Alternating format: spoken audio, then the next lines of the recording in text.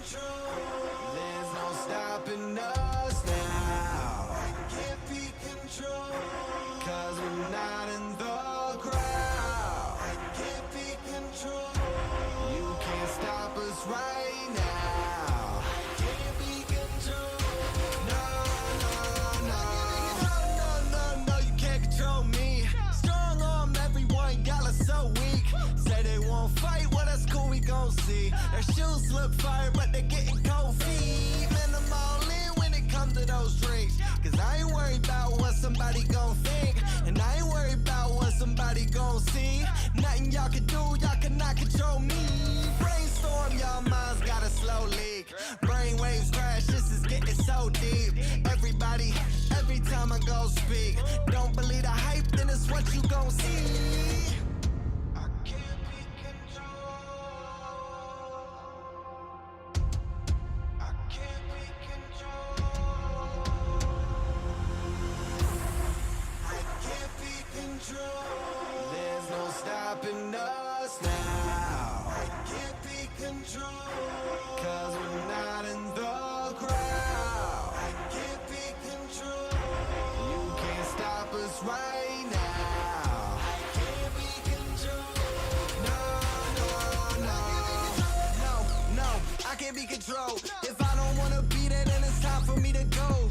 Money is the motive, so if y'all don't even know, there's nothing you can do to buy me. Y'all are finally exposed. Hold up, man, you know that I'm honestly the GOAT, and I'm all good like I'm trying to be the Pope. If you talking money, then it's gotta be a joke, but if the money talks, I estimate it's gotta be a quote. Oh my God, man, you can't lie to me, I'll know. So really, if you try it, then you gotta be exposed. Headstrong, even when my mind is getting old, but even so, you need to know that no, I can't be controlled.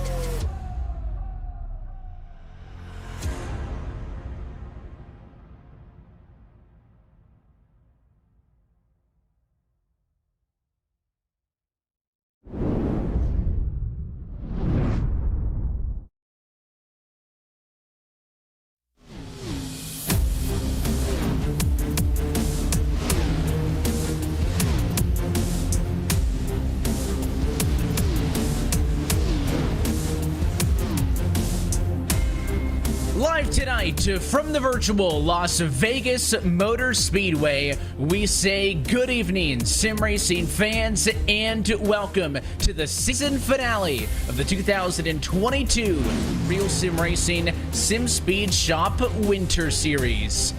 9 down, only 1 race remains. It happened that, as always, you're spending your Monday night with us here on RaceSpotTV. As always, downstairs is our technical director, Hugo Luis. We've got a all-star team upstairs alongside Nolan Rempel, myself, Evan Pasoko in the booth. We'll also be joined by our in-race driver analyst, Thomas George, in just a minute. But first, Nolan, I mean, today is basically a coronation of Andrew Freenach, right? I mean, it's not technically done. We'll walk through all those scenarios, but it's like a 1 in 1,000 shot that Michael Laraya still has a chance to win this championship, but at least it's higher than 0. Of course, it was a much closer championship battle last week. However, Laraya was involved in that very early incident, basically took him out of contention after he fought and clawed so hard in the second half of the season to get back into that spot.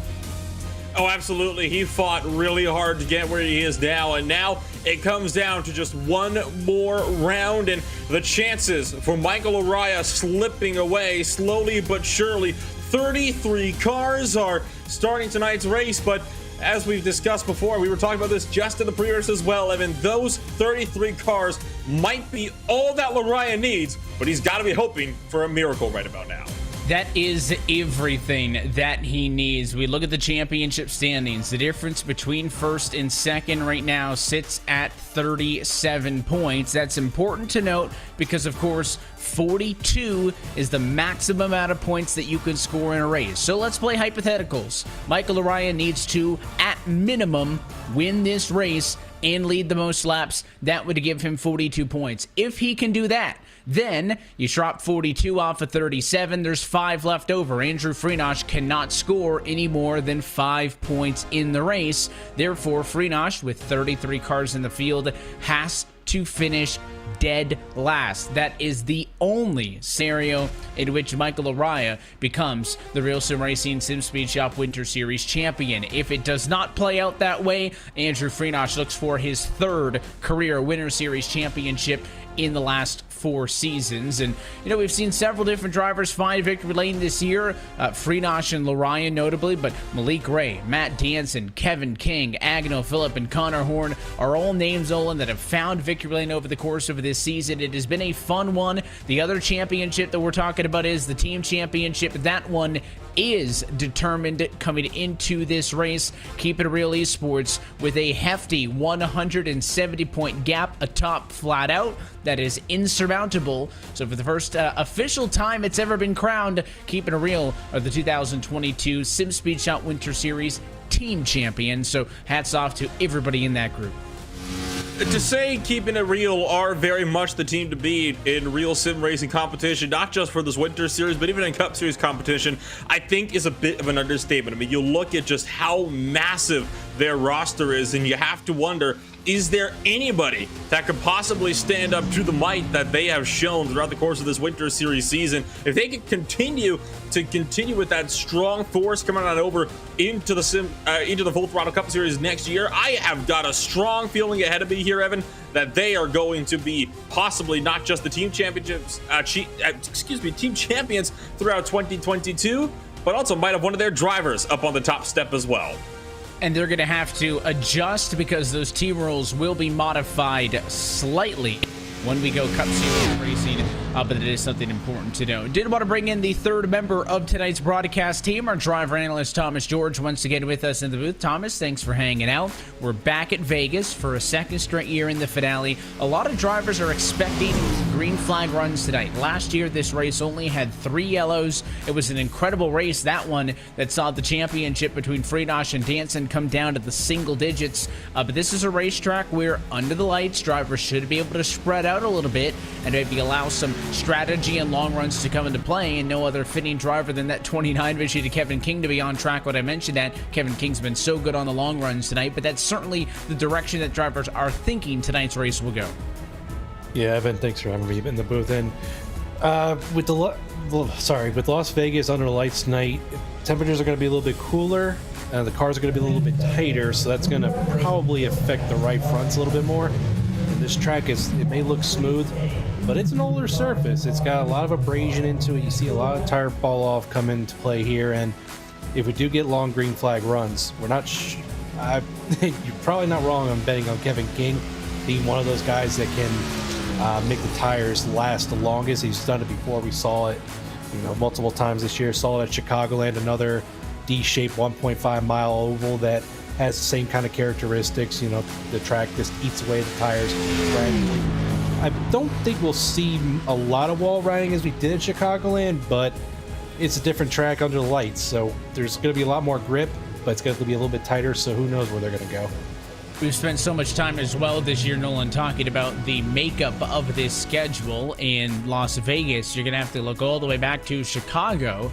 As Thomas mentions, that's really the only other 1.5 mile intermediate racetrack that's been on the calendar for this championship. So I haven't seen a ton of races at a track like this, but again, a little bit of a bigger track, a little bit of a, I don't want to say a safer track, but maybe a racetrack that brings less surprises than others, right? You're not going to be caught off guard really here like you would have, say, at Lucas Oil last week, Talladega 2 weeks ago. I mean, you kind of know what you get going into this one. Practice times, qualifying speeds, all should be relatively indicative of who's going to be good when we drop the green flag tonight for 125 laps.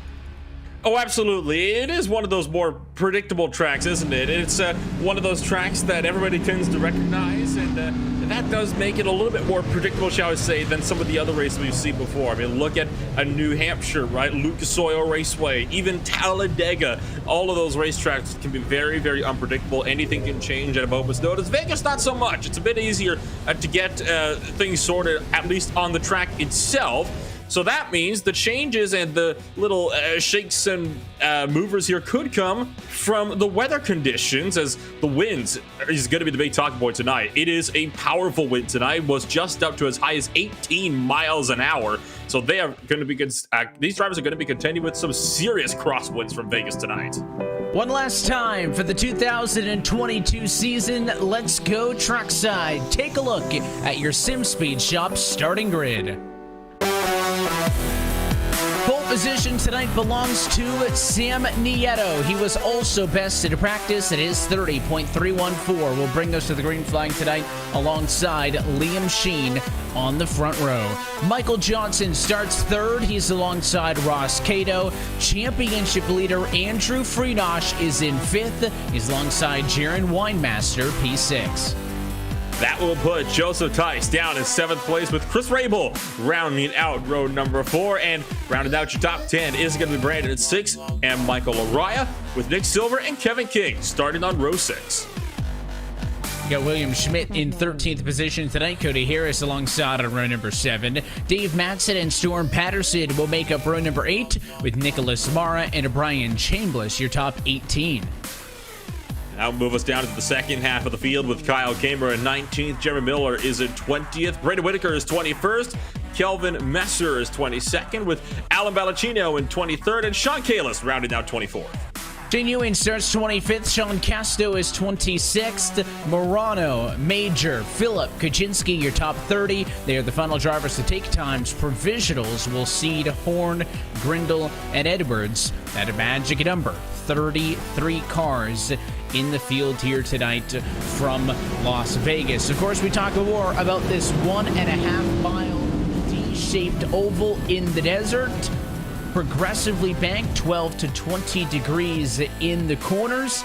It tends to be one of those intermediate tracks, kind of similar to a place like Chicago, where you could put the race car in a couple of different positions. There are bumps, though, as Thomas mentioned, on the older surface, both on the inside of 1 and 2 and in 3 and 4, that you should note. Of course, we talked about those gusty wind conditions.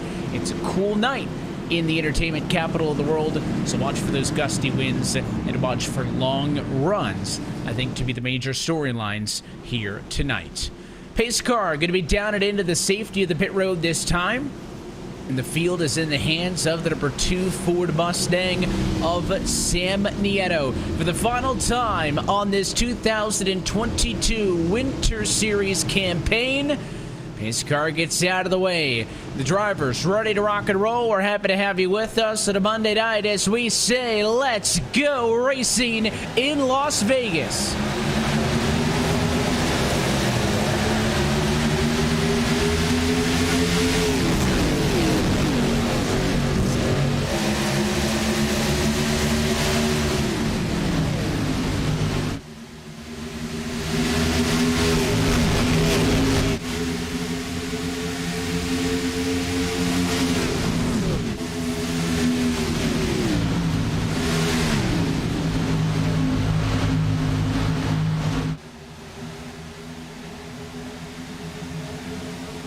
Sam Nieto was cleared for the race lead in 2. It is 92 of Liam Sheen, who tried to challenge him for it, but in the end, lap led for Sam Nieto. Funning behind them for third, Michael Johnson up the road a little bit. Andrew Freenosh in the green. He's +1 and up to 4th.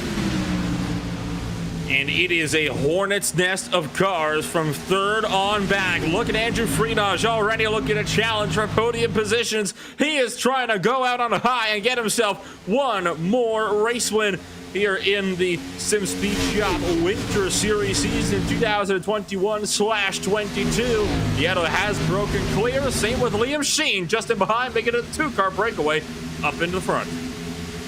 Sheen doing his best to get away here, Thomas, and you can see the challenge for third. Freenosh again looking underneath Johnson. We talked a lot about this inside-out dynamic at Lucas Oil Raceway last week, how that was a racetrack where drivers ran the high line and the bottom really wasn't an option. Obviously a very different kind of track here. Freenosh took a couple of pokes at it, maybe finally now this time into one. He's got the real estate, and Freenosh 2 quick passes. He's inside of the top 3 just like that. And Andrew's doing everything he needs to do right now. He's already more or less have the championship locked up if he were to finish here tonight, but he's using that bottom. Kind of wants to maybe play an Andrew Freenosh style race. Just let the race come to him, as we see the 48 of Jaron Winemaster. Looks like he's going to make a move underneath the 39 of Michael Johnson. He's got the 5 of Joseph Tice right behind him.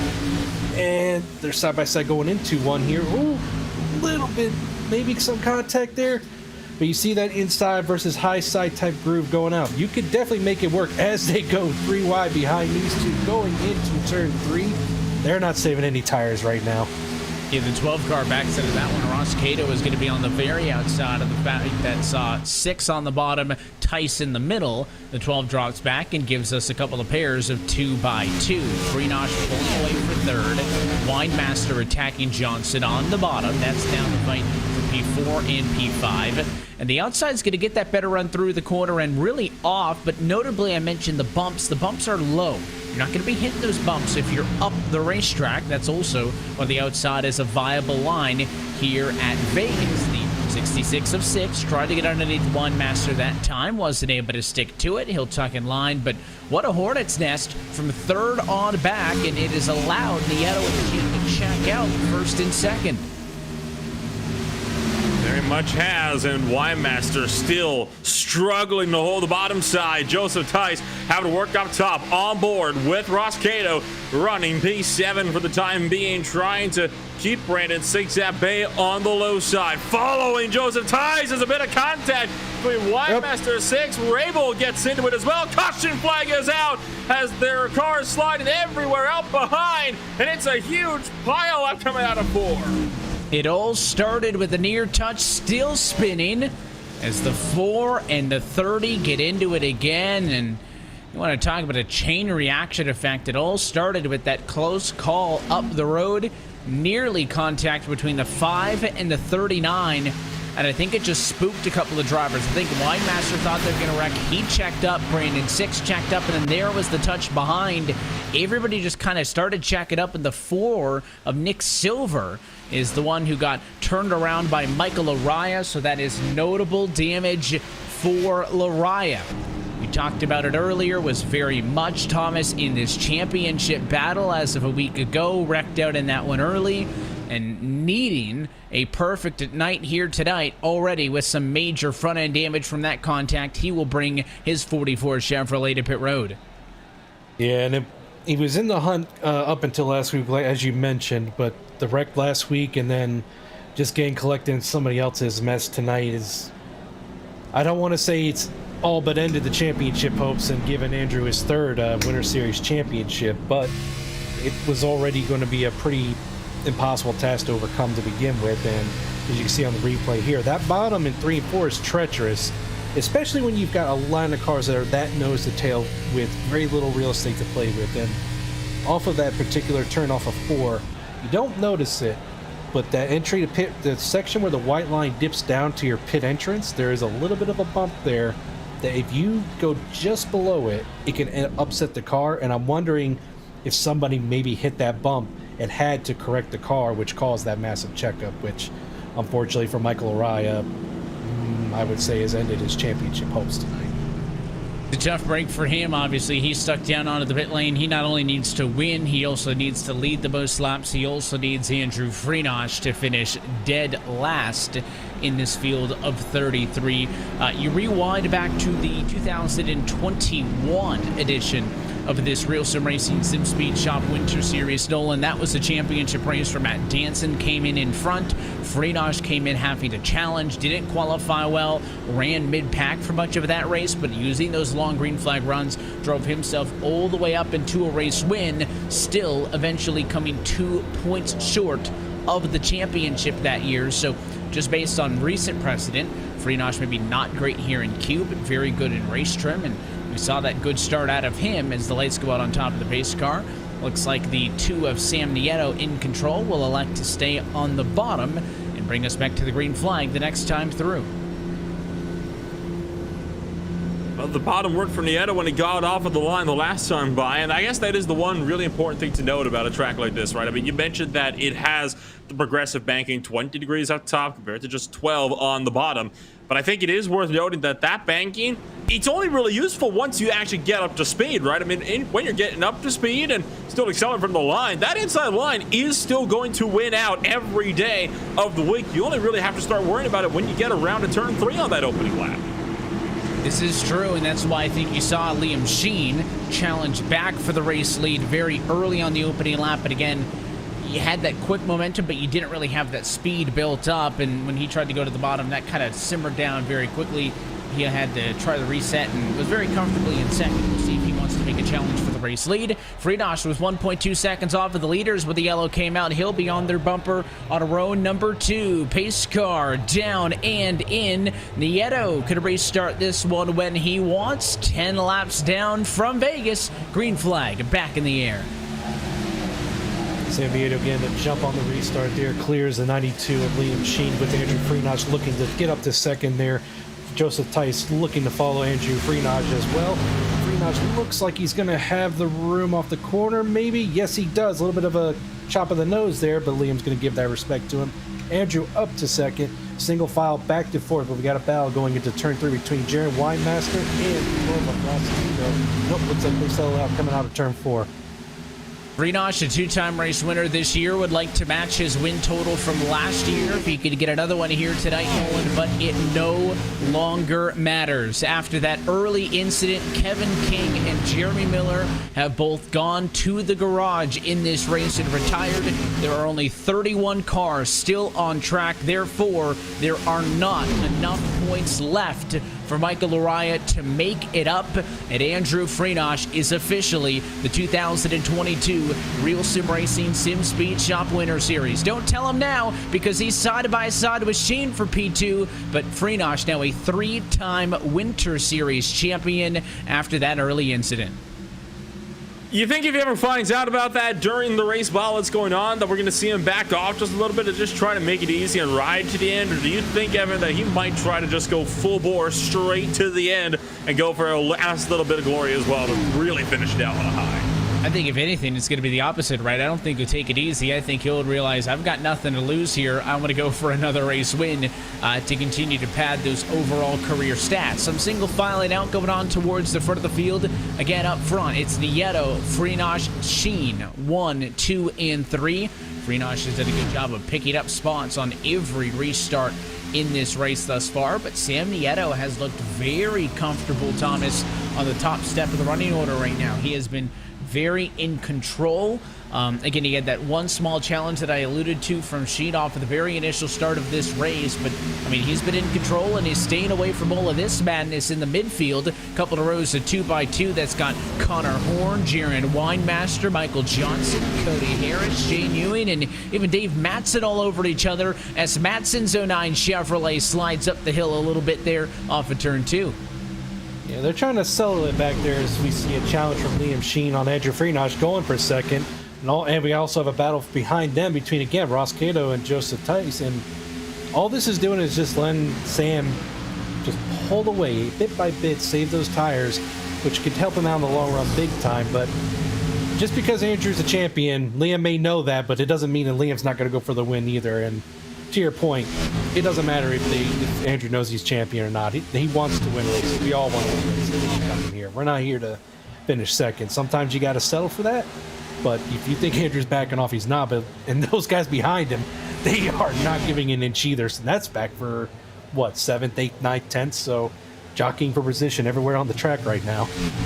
There's going to be a lot of that all night long. Still a long way to go in tonight's Sim Speed Shop of 125. You know, the team championship decided. The overall championship now at this point decided as well. But, you know, somebody may be fighting for a top 5 in points. Somebody may be fighting for a top 10 in points. You also don't want your momentum to slow down. I mean, you always want to end on a high note. If you really like these Xfinity cars, make the most of this opportunity, because in 2 weeks, we're going Cup Series racing in 2022, and you're going to have to wait till we get to November to get back into one of these things, or even December, depending on how that calendar works for the 23 iteration of this Winter Series. So all of these drivers fighting for something, trying to finish the season on a high note, and I mean, this mid-pack has not separated at all tonight, Nolan. They didn't get broken up on the first run. They have yet to do so on this run. The bottom is working. Every once in a while, though, they're going to hit the bumps, push up, topside defense. I mean, it seems like all the lanes pretty even, with, I'd say, a slight advantage to the cars on the bottom right now, just by watching this pack. But, I mean, look at that shot. Tons of cars higher up trying to build that speed and carry it through the corners. And and it's that outside line and the speed that you can build up through these corners that could prove very, very decisive in a potential race-winning fight tonight. As you see, 3 wide between 6. Cato and Agnell Phillip also in the mix, and it was once again Ross Cato to back out from the high side. It was Brandon 6 in the middle with Phillips still on the bottom side. Just behind, how about Nicholas Morrow trying to throw his hat into the ring in his number 44 Mustang now, and Wymaster looks to push his way further up into this battle as well. So it's side by side, several deep from 5th place all the way back till about 10th place, and it's going to be one big dogfight at the moment to see who can secure those spots at the bottom half, top 10. You can see the 39 machine using a bit of the apron to Michael Johnson. This is one of the intermediate tracks where that apron is definitely open for use. You do need to be careful, though. It's a bit of a tricky transition. It's not that much of an incline difference, just when you're turning the wheel as much as you have to through the trial here, plus making that transition, the race car can get really loose and really upset, and Shane Ewing is doing his best to disturb Johnson and get underneath them. Not able to do so. Let's see who takes the apron this time. Still Johnson, right? He'll go down, cut the corner a little bit, gain that little bit of time. Sometimes it does tighten the car up when you get back down to 1, but it's working out for Johnson right now, who clearly is in attack mode. Gonna try to get up and in front of the 5 at Tice. Yes, he does for a moment. Slight hesitation there with Tice blinking out for a second, and now finally he completes the pass, and Johnson, crawling his way back up the standings, has returned to 4th. And we've seen a lot of guys making their way up to the front here, with such as Connor Horn and Shane Ewing and Agnell Phillip, as they've been using different lanes at different angles to attack this track, starting 25th on back, 23 of them. But there's another guy going for the lead right now, Andrew Freenosh. He's taking the high side over Sam Nieto. But I just say, I don't think he's backing down. He wants another win. He wants that lead. He's got the outside momentum to pitch down to 2, but is 2 going to give him the room? Oh, man. I don't think he could have fit a piece of paper between them off the corner there, but this is what makes this league so much fun to watch and to be a part of. Just seeing competition like this, you've got a battle for first, got a battle for third behind them, going side by side, using all the room on the track right now, and nobody's up against the wall that I was thinking, but they're starting to get their work their way up there ever so slightly to get that momentum. As you see, the 88 still trying to get around the 2 car. He is right on the door. I mentioned Freenosh, already a 2-time race winner this year, wants to get that 3rd one. He has gotten at least 3 race wins in all but 1 of his title seasons. Is Johnson now going to go underneath Sam Nieto? How about a 3-way battle for the race lead in turns 1 and 2? Johnson squeezes Nieto out, and Freenosh goes to the race lead. It'll make the fight between the 39 and the 2-1 for 2nd, and on the bottom again, it's the MRN Chevy Camaro of Johnson who makes the pass. He is flying, guys, on those fresh tires that he took on that last pit stop, making it look easy. Now he goes underneath the champ, side by side for the race lead. Johnson gets back into the gas first, and Michael Johnson will lead at Las Vegas. Freenosh might be looking to make sure that lead doesn't last long. Got right up to the back bumper in the middle of 3 and 4. Battle for 3rd, starting to pick up behind Freenosh as well, as Sam Nieto tries to keep Liam Sheen at bay. The Johnson Graphics Team Chevrolet is doing a good job on trying to work his way up into a podium position for the time being. And just behind, how about Agnell Phillip? He's qualified 29th. And is now running up to 5th place and is now threatening for a podium position, as Phil's going to take advantage of the checkup from Sheen to go up the inside. And way up to the outside there goes Liam Sheen. I mean, basically wall riding like we were doing at Lucas Oil Raceway last week. He loses the spot to Phillip. He's got the momentum, though. Thought about going to the apron. I think a little bit of self-control there, though opted not to. There's the onboard look in the bottom right-hand corner of your screen. Liam Sheen, somebody else who, of course, was in this championship battle up until a handful of weeks ago, was right on the heels of Freenosh. We talked all year about how there was always a chance Andrew may have had to miss one of these 10 races because of work, Thomas. There's some drops in this winter series, so all 10 weeks count towards the title fight. Freenosh never ended up missing, And very similar to Lariah, Liam Sheen just wasn't able to stay in it throughout, and unfortunately trickled out of the championship battle as of a few weeks ago. Yeah, and when we think of drop weeks and we think of drivers missing races, obviously in the real world you don't think about that because they get paid to be there. But when it comes to sim racing, we don't necessarily have random engine failures or tires getting blown out unless you end up in a wreck and having that damage. As you see the 94 of Agnell Phillip, he's got those fresh tires, same as Michael Johnson there. Looks like he's going to get third place going into, not third place, second place going into turn one. My apologies. Makes it look very easy. But going back to Andrew being consistent, he was here every week and got a few lucky breaks along the way, especially back at Talladega, where all three of the championship drivers that could theoretically have won the championship all got involved in wrecks. It kind of negated that wild card berth. And then, of course, with Michael Lariah's incident last week and tonight, it's just you obviously in today's age of racing, the goal is to win more so than it ever has been before, but you still have to be consistent. You can have all these wins, but you can end up having a bunch of DNFs. It's what kept drivers like Jeff Gordon in 1999 from winning the championship, because he had 6 wins, but he had 6 DNFs to go wins. Andrew is a model of consistency, and that's what makes it so hard to beat him when it comes to these championships. It's funny how different his domination has become over the years. When he won his first Winter Series championship back in 2018, he won it without a race win. Won that title by just 2 points over Jeff Ward. Ward won 5 of the 10 races that season. 5 of the 9, actually. So even a more impressive stat for Jeff Ward, but Friedrich was consistent in between all of those races, whereas Ward would get a win and not have a good result. And because of that, Friedrich took it home just based on that consistency. These days, he's consistently winning races. It's funny to see just how far Andrew has grown here in this RSR championship over the last few years, and seeing him compete in the Road to Pro ladder. Same with a lot of these other guys as well. Agnell Phillip, Daniel Eberhardt, so many other names as well doing that same thing. And with Agnell Phillip up in second position, he did have the fresh rubber to get around Friedrich. That's notable. That's but an 8-lap difference, not a huge swing you would expect, Nolan, but certainly looks like that the call was right to get the 4 freshies on that last pit stop. These drivers, as always, have 4 additional sets of tires available, so those who pitted have 3 left. Everybody else still has all 4 left. But Agnell Phillip has very quickly become one of the most impressive drivers in this series in the last year or two since he's joined. His growth has been rapid.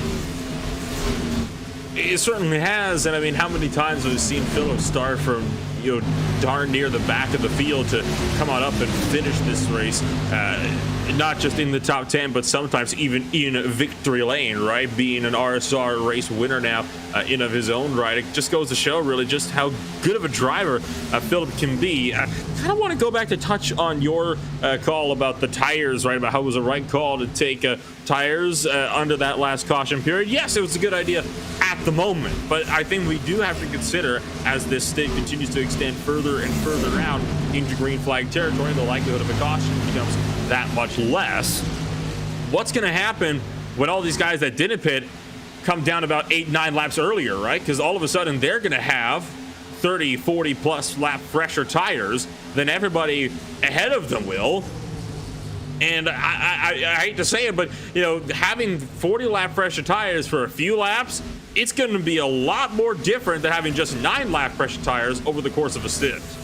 And they're going to have to try to time this out, right? Still 90 laps to go in this race. You would really like to be able to make this race on just one stop. Not sure that's going to happen, especially for the drivers who haven't pitted yet.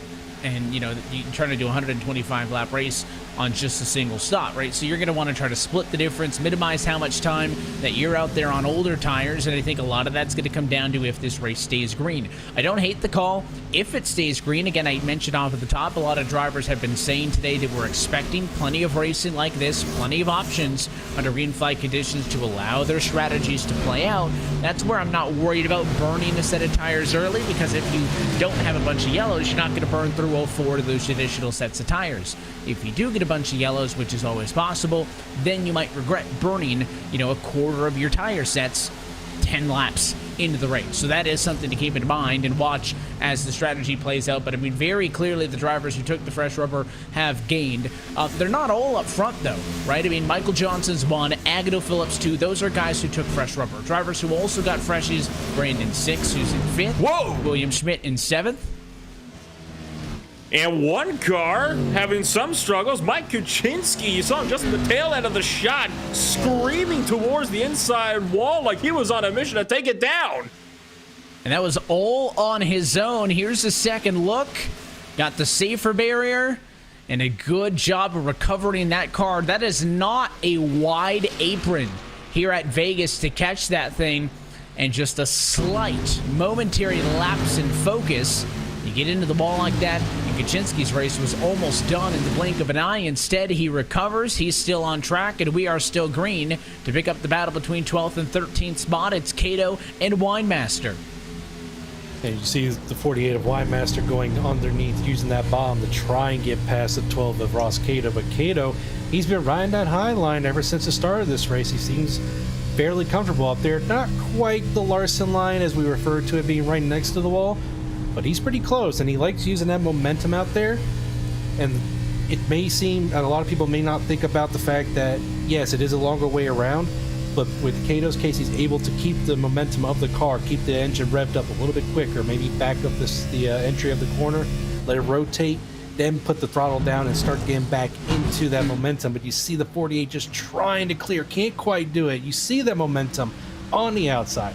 It's why you see a lot of guys want to run the outside, because they know it's a fast way to go around the track, and they don't have to be necessarily as precision based on the as you would be on the bottom here. That outside lane gives you a lot of tools to use to go around. And there's a dive to the inside as Cato once again to challenge for the number 12 position as Cody Harris simply watches on. And I mentioned that when you take that apron, it might tighten the car up a little bit. I think you saw it there with Cato. He just wasn't able to reset the balance in the car to turn it back down in. He got really tight on entry, and that allowed that 48 machine up top of Jared Winemaster to defend. Radio chatter, though, picking up that pit stops may not be far away, and we have at least one taker in Andrew Freenosh. So Andrew has not pitted yet tonight. This is about what we expected, guys. Without a pit stop on that early yellow, under green, this is a two-stop race. We're a third of the way home. Freenosh is in, Harris is in, and I expect many more to follow.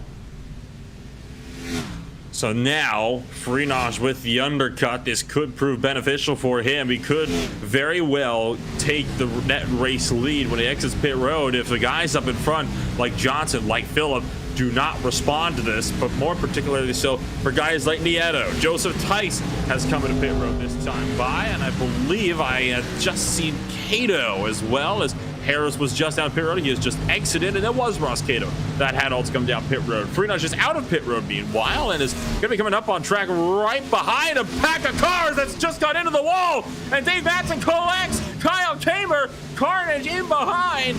2 or 3 cars scattering everywhere. No yellow yet. Storm Patterson and Kyle Kamer got together as everything choked up at turn number 2. It was unrelated to Freenosh coming off of the apron. I don't think they were worried about him. It's just one of the drivers ended up into the fence, and Kamer drove into the back of the 09 machine, nearly caused a huge accident. And then it was Patterson and the 8 machine to Kamer who both spun down to the apron, but only 2 drivers involved in that one, so no incident. And we stay green. Here's the second look. There's the initial touch. There's Kamer. There's Patterson. He nearly got taken out as drivers went high, drivers went low. The Rolsa cars blending off of pit road there, but nobody got into him. Outside of that near miss, Thomas, it's decision time for the drivers who pitted on that first pit stop, right? They had about 8 lap better tires. That's not a huge difference. They were the better cars on that last run because of the fresh tires. Do you think they're going to try to push, though, and make this a one-stop strategy when everybody else goes for 2? Because I feel like if you're trying to stay even with the other cars, you would have wanted to pit by now. And as we can see, Johnson and Phillips still holding the top 2 spots. I think they've made their bed and they know what they're trying to go for, and they're trying to make this essentially a one-stop race as if they end up, as we hear the 2-car San Diego come to pit road.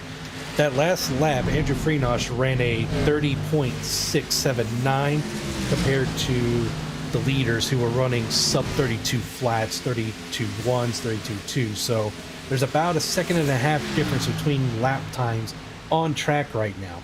However, how fast are the tires going to go away from the people that just pitted to those guys? And when they come to pit road, they're going to have the same speed, and they're only going to have to make one stop. Whereas these guys that have just pitted, they're going to probably have to make at least another stop, because I don't believe the fuel mileage is there for them to be able to do that, especially when we have 70 something laps to go, I would believe. So I think that the 39 and the 94 know what they're doing as far as their own pit strategy. And of course, when they do eventually pit to make, if it is a one-stop call, what would be their final stop of the night, they'll be significantly behind Freenosh and everybody else who pitted out. The same logic that put them in the race lead, right? They're now out there on old tires. Other drivers are out there getting around quicker on freshies. They hope that, of course, eliminating an additional pit stop on this green flag run will save them enough time to win this race. Your total pit lane time plus 43, 44 seconds, not to mention the time it actually takes to slow down and speed up. So that's the difference in all of those different strategies. I think that is important to keep in mind.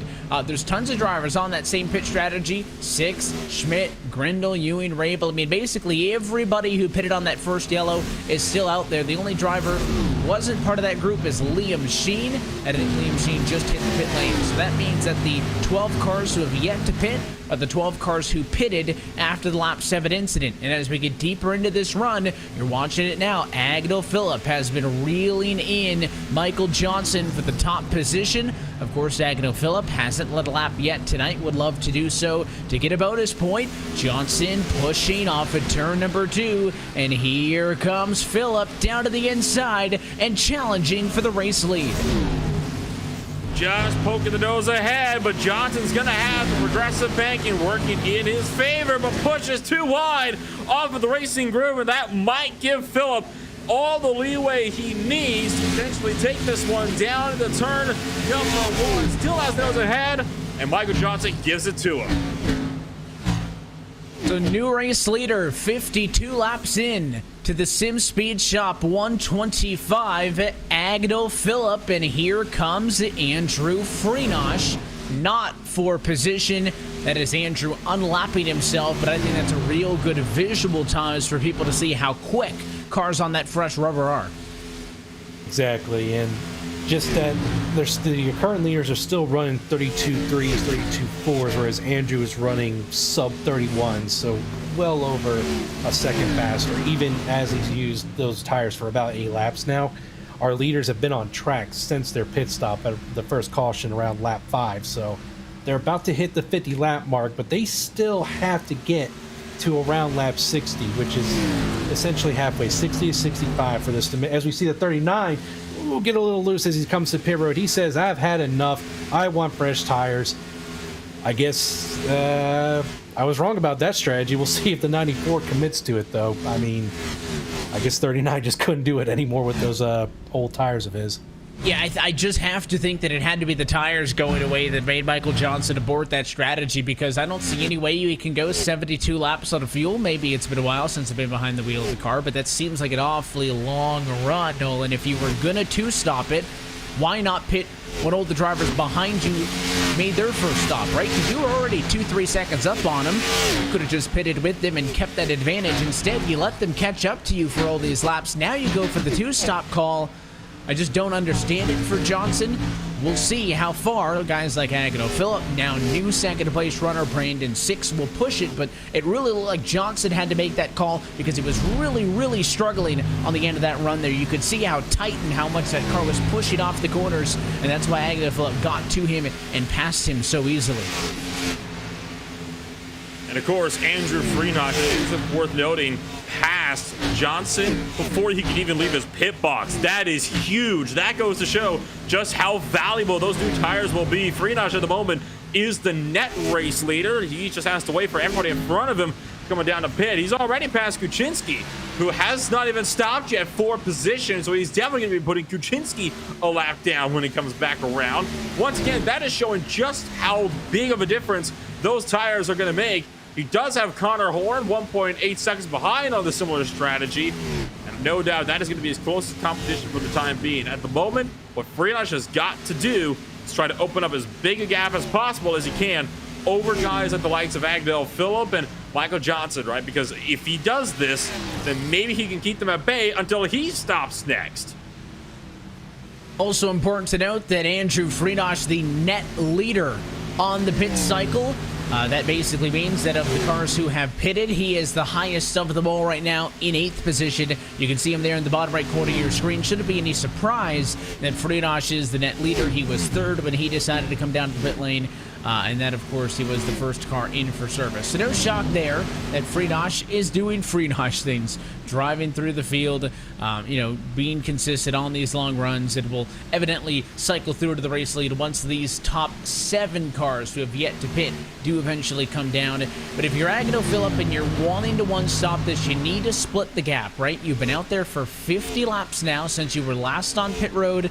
There are 67 laps to go in this race. So he needs to get at least 9 more laps out of this to make this run allow him to do it on a one-stopper. So if he can get to lap 68 or 69, that should be the middle point, and that would allow Phillip, Six, Schmidt, Ewing, Rabel, Laraya, and Balacino to make this race with 1 more pit stop. So we'll see if they can get 9 more laps out of these tanks. And it just makes me question the strategy of Michael Johnson to come in the pit road so much earlier than the rest of the guys that have stayed out from that first pit stop.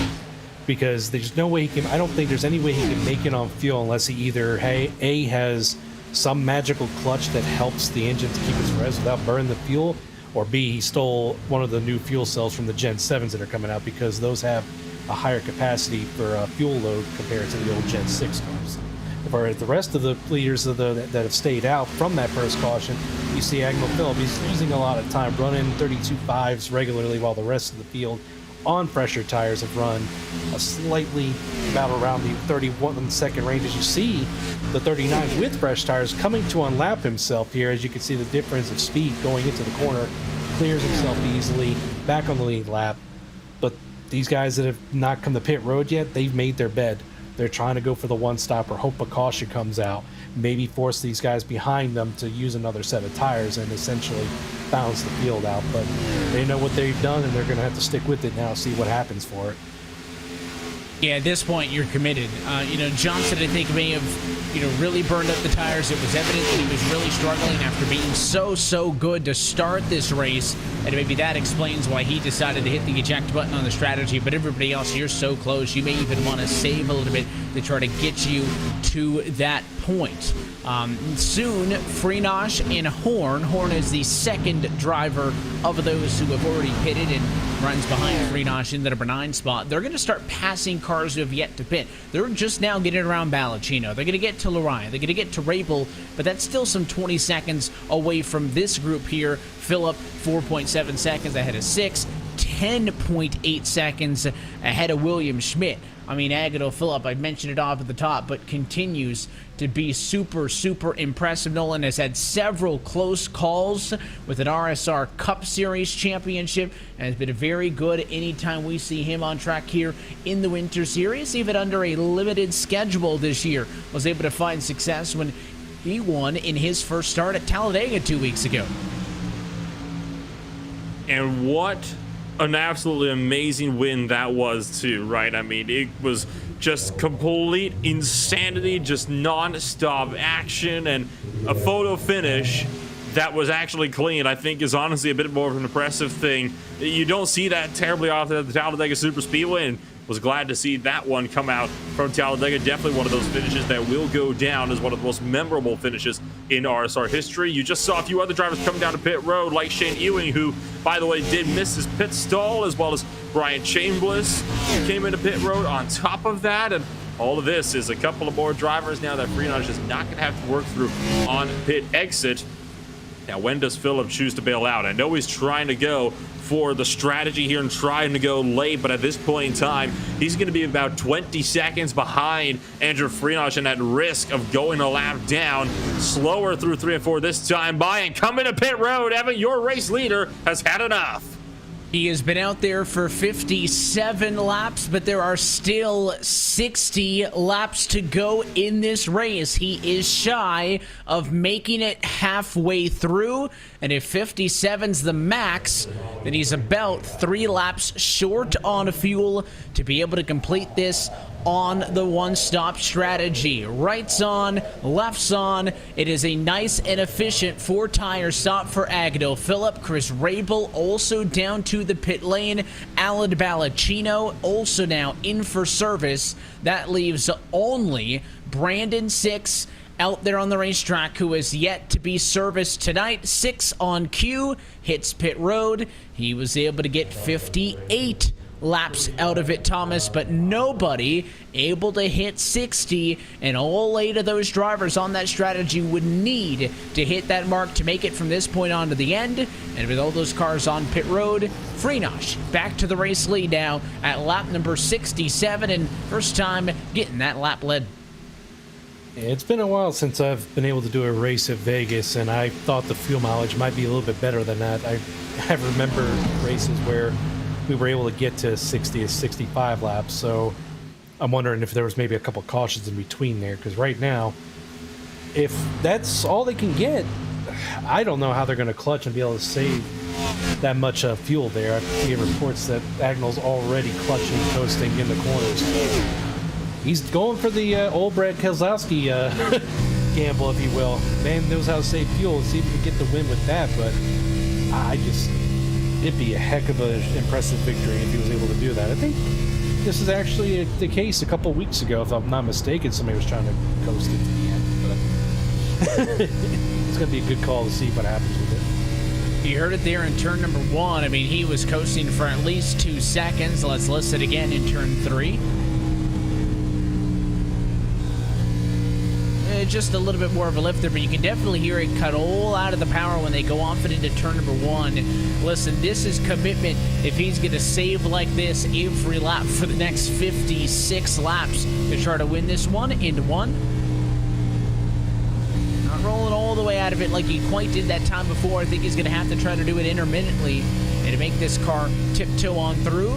But as we get through that cycle of pit service, we are halfway home in this Sim Speed Shop 125. Let's take a look top to bottom at your Sim Speed Shop midway race break. Working lap 70, Andrew Freenosh is back on top of the board. He's 2.3 seconds ahead of Connor Horn in second, and the 39 of Michael Johnson, who is still in kind of strategy limbo, sitting in third. Liam Sheen is up in the number 4 position. Joseph Tice has picked up a few to P5. Sam Nieto slid down to P6. He's ahead of Jaron Winemaster in 7th. Cody Harris is at 8th. Harry Grindle is 9th. And Ross Cato rounds out your top 10 right now, Nolan. And that will put Braden Whitaker in P11 with Agnew Phillip still looking to conserve down in 12th, but still on the lead lap very crucially. Sean Kalis is 13th with Brandon Six and Wilden Schmidt 14th and 15th, and the last driver is on the lead lap. From there, Dave Matson is in 16th place. Shane Ewing is 17th. Chris Rabel is 18th. Lariah and Tom Morano 19th and 20th. And continuing on down through 21st, also lap down is Chris Edwards. Alan Ballacchino, 22nd, also -1. A couple of drivers down 2 laps. It includes Mike Kaczynski, 23rd, Brian Chambliss, 24th, Benazzi Major, 25th, Nick Silver, 26th, and Kyle Kamer in the number 27 spot. Kelvin Macer is 3 laps down in 28th position. The rest of these drivers are DNFs tonight. It includes Nicholas Mara, 29th, Storm Patterson, 30th, Sean Casto, 31st, Kevin King, 32nd, and Jeremy Miller in 33rd. That's a look top to bottom at your Sim Speed Shop midway race break. Sim Speed Shop manufactures sim racing hardware that utilizes the best components available, as well as mix it into real-world components to their products to give you the most realistic racing experience possible. Customize your hardware and rig today by visiting simspeedshop.com for more information. Proud title sponsor of the 2022 RealSimRacing Sim Speed Shop Winter Series.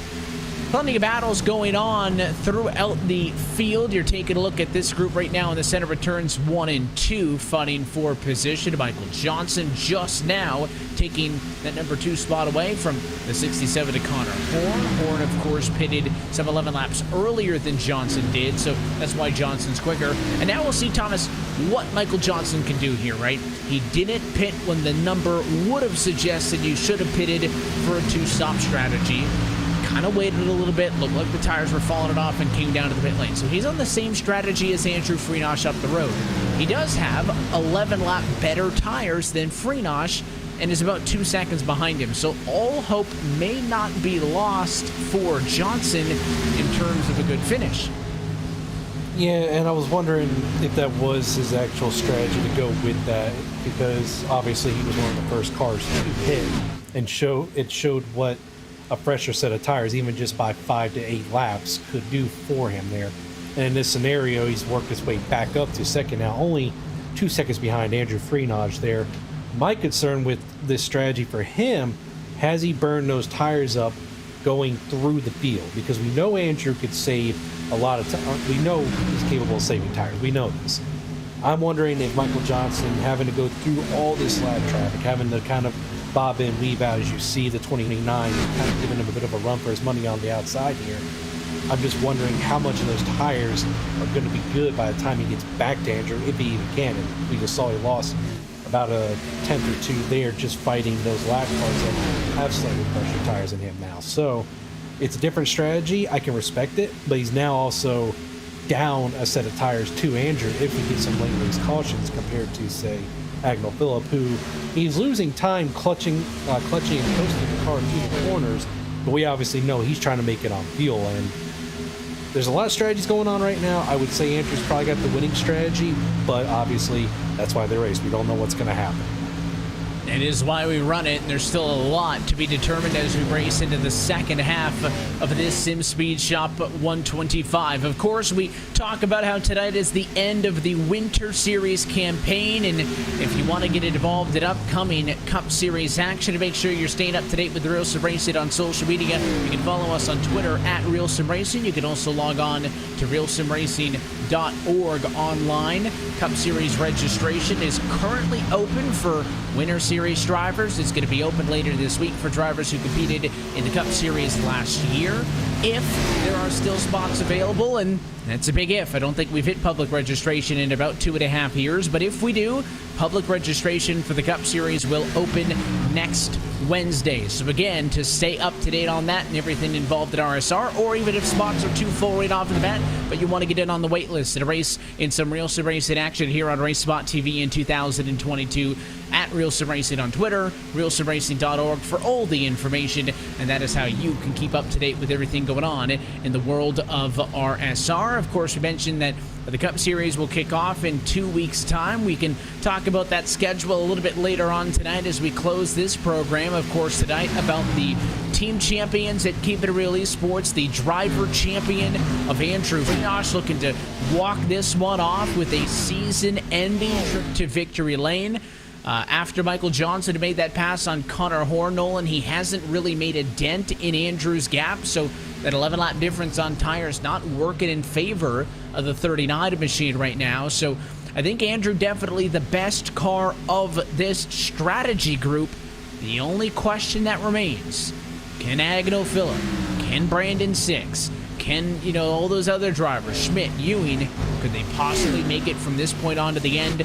They are going to try to go the distance. Meanwhile, I would expect Andrew Freenosh down pit road in the next 5 laps for his final bit of service tonight.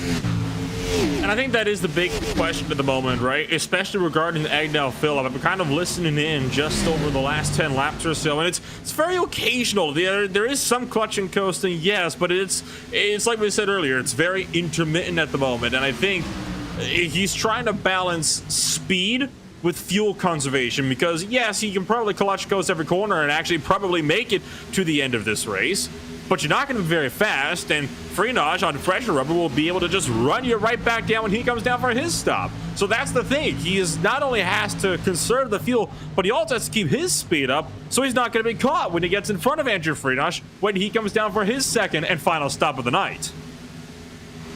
And of course, you need to execute cleanly. We saw some very close calls, Thomas, on that last pit cycle. Some of it had to do with some of the quicker cars getting it around slower cars. A lot of it had to do with drivers just being out there on 40-plus lap old tires, right, and really starting to struggle. But at the same point we saw with the pit cycle last time things got tricky, it could happen here as drivers are headed to the pit lane. Connor Horn is in from the number 6 position. Andrew Friedosh on the radio says that he will also be coming down to the pit lane this time and giving up the race lead. And so the strategy now comes into play here. Made it just about 40 or so laps, what we thought was going to happen. And now we're going to have just 40 laps to go here. And we're going to see what the 94 can do, what the 66 can do. We saw the 94 starting to reel back in Andrew's time there from about 20 seconds down to 17.1 before Andrew decided to come to pit road. So now the question is, has Agnell Phillip saved enough fuel to be able to go to the end and not necessarily have to coast all the way through both corners down the straightaway, or do basically anything he needs to do to keep that engine running? And has he saved enough tires by coasting? With the addition of being able to coast and save that fuel, he may not have been burning up those tires as much. So now we're going to see how these strategies will play out. It's important to note because for somebody like a Friedosh, he's averaging about 42 laps per run on those tires, right? So he has a little bit more tire life that he can play with, using up his tires in 42 laps, whereas if Agnell Phillip's going to make this strategy happen, he needs to do about 60 laps on average on his runs. To make the tires last 60, you certainly do need to conserve them more. So there's a lot of factors stacked against Agnell Phillip. Can he make it on fuel? Is he able to save the tires to have something there at the end? These are all questions that will be decided now inside of 40 laps to go from Las Vegas. Still waiting on Johnson to pit, still waiting on Grindle and Kalis to pit. They are, I think, the only other drivers who still are on the two-stop strategy, trying to make it in, but you can hear with Agnell Phillip saving hard already in third. Again, coasting 3-4 seconds as he goes off and into turn number 1. He's all the way up to third. He is also fighting with Brandon 6. Brandon 6 is on the same strategy as Agnell Phillip, and Brandon 6 has 1 extra lap of fuel, but he is about 3 seconds behind him. It's as the old adage goes, right? It's a bold strategy, Cotton. Let's see if it pays off for him as Kyle Kamer completely holds up Connor Horn, and that is going to cost the 67 dearly in his battle for Andrew Friedosh. A lot of time to regain all of a sudden for the number 88 machine, who is going to try to do everything he can to put that Camaro up in victory lane. Final time today. At the moment, Friedosh 1 lap down, and this is where it could all be quite a bit crucial here, right? How does the strategy shake up with Agnell Phillip? How does Phillip save? Now, looking at the last lap by, Phillip ran a 32.2 second time. That is very consistent, Evan. 32.2, 0.2, 0.2, 0.3. The last 4 laps for Agnell Phillip. On just these first couple laps out of the pits, he ran 30.6s. He's catching it by about 2 seconds a lap. Phillip cannot hold on at this rate to that position. Yeah, that's the third element, right? Not only does Agnell Phillip need to have enough fuel to go to the end, not only does he need to have enough tires to go to the end, but even if he can satisfy both of those needs and make it to lap number 125, Andrew Friedosh isn't saving. Andrew Friedosh only needs to make his tires last 35 laps, not 60. Andrew could be much more aggressive and may chase him down irregardless of what happens with the other cars up the road. Michael Johnson is down pit road. He will give up the race lead. Harry Grindle is also down from second position. That will hand the race lead off to Agnell Phillip. Another thing that Agnell could do here is secure bonus points for the most laps led. Right now, that's headed by Michael Johnson with 32. So if Agnell Phillip could lead the next 18 laps, he would take over, and that would be an additional bonus point. Of course, Agnell not worried about the championship, has only made a handful of starts here, but would be nice to try to max out your points. But Let's just keep watching that interval back to Andrew Freenach. The gap between those drivers will continue to drop and drop and drop. It's down to as little as 21 seconds with 34 laps to go. It is not looking good for the 94 car right now. Well, it may not be looking good for the 94, but Andrew can't just rest on his laurels now either, because he's got the 67 on Connor Horn, only a couple of tenths right behind him. So I know Andrew's very good at saving his tires, but so is Connor Horn. And I think Connor short pitted maybe a couple laps before the 88 came to pit road to try and close that gap. So you got a whirlwind of strategies going right now. You've got the 94 who's just trying to hang on and see if he can get a lucky break, maybe a caution to kind of even the field out and allow everybody to go on the same strategy. You also can't forget about this 66 of Brandon Six, who came in a lap later, and they're running more or less the same kind of strategy and see how far they can push it. But right now, Andrew Freenach, he's only 13.6 seconds behind. So unless those tires give out within the next 10 to 20 laps, it's not going to be a winning strategy for the 94 here. Same with Connor Horn. He's only 13.9. So they may not even finish second with this strategy. It's just, it's a gamble. That's pretty much what it comes down to. And I can appreciate a good gamble as much as anybody else, especially in Las Vegas. But I just don't know if this is the winning one unless a caution comes out.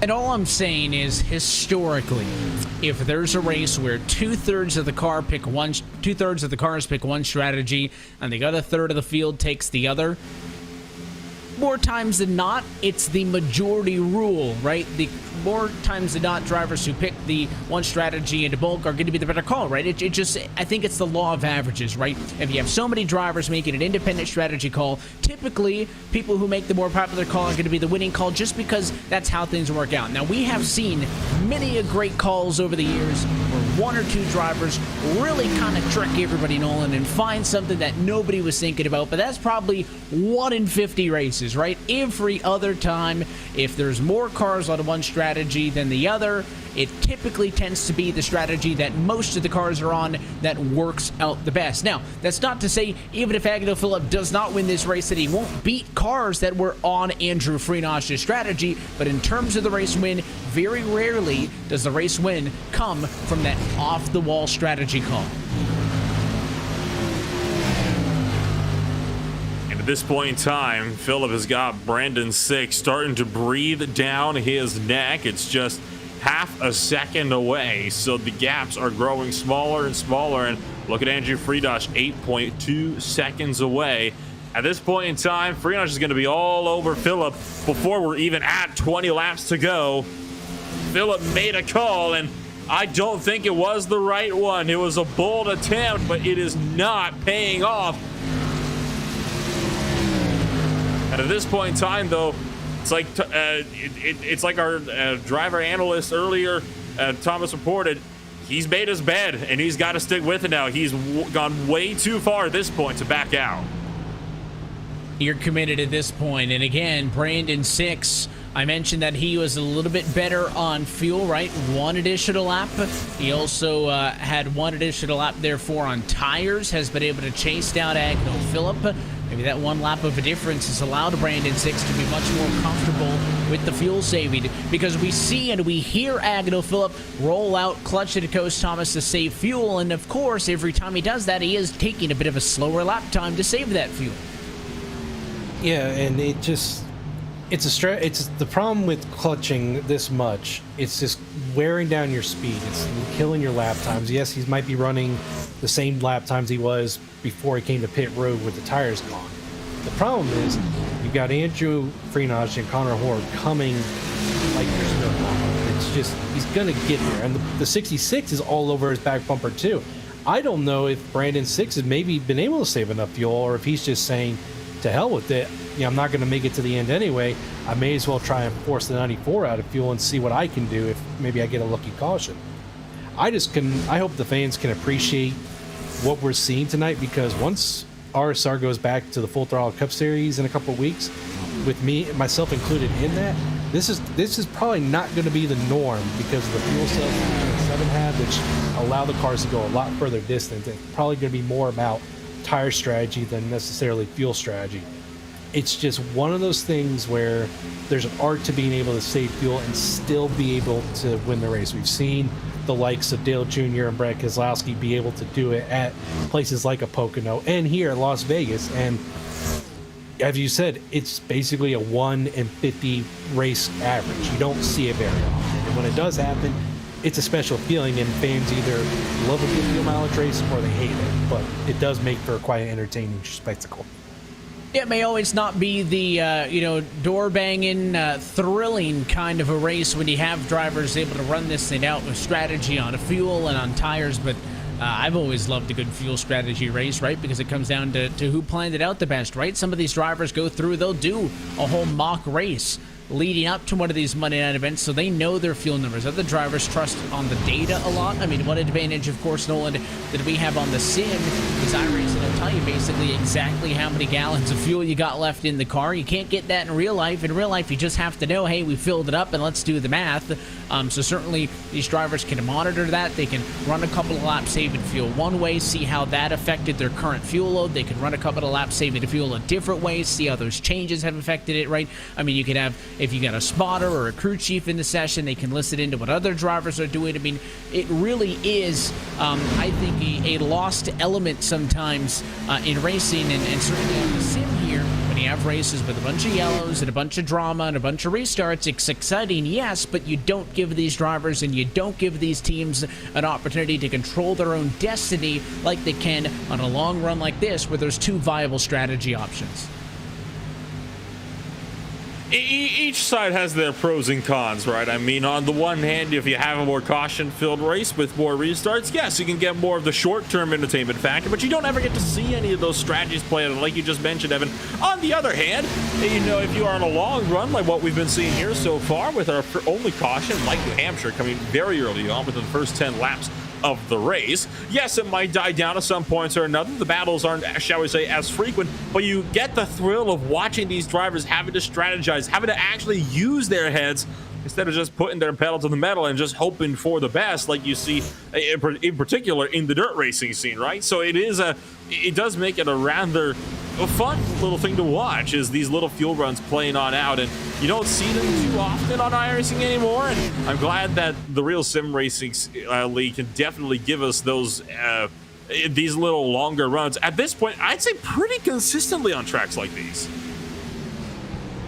And play the Jaws music, because ahead of this battle for fifth, Andrew Friedosh is about to crack within 2 seconds of the race leaders. He has been chipping away, and yes, the rate at which he has been catching the top cars has began to slow as tire damage is slowly balanced out over the course of this run.